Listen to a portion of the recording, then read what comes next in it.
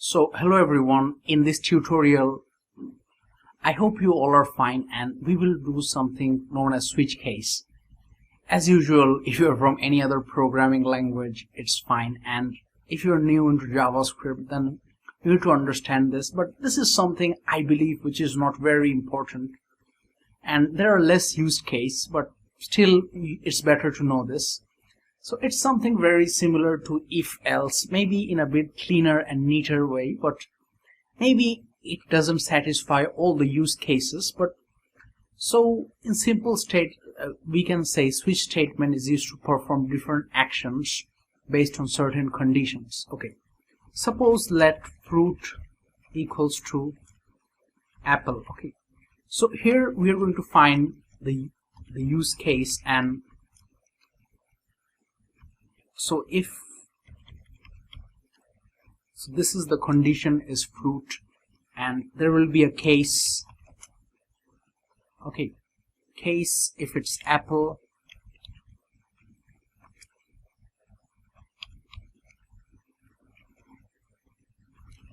the price is 2 USD.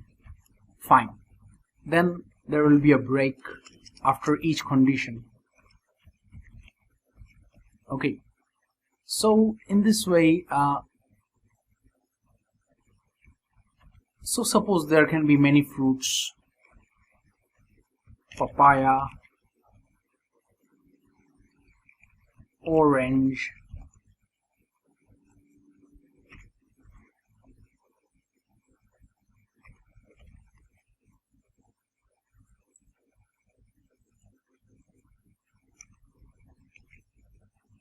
then it might be pineapple,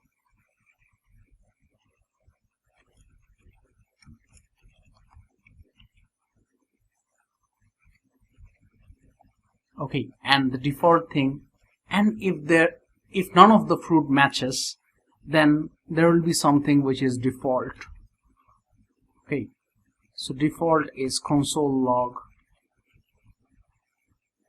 and default will have this. Yeah, so your search is invalid or your condition is invalid. So now if I check, if I run this script, this is what it gives me.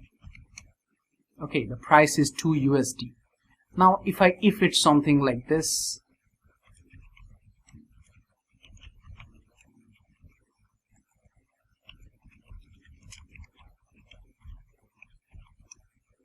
the price is 1 USD.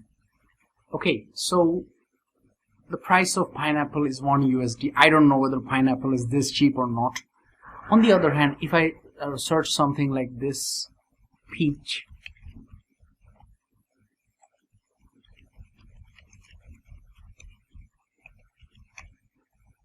so it says your search is invalid.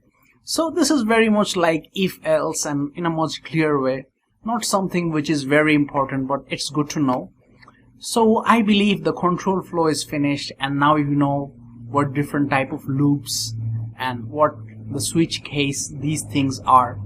And teaching you, I have been also more getting better at understanding these concepts. So I believe as of now you are good to go in these things, and just practice these 1 or 2 times. Give a revision, you are very much good to go.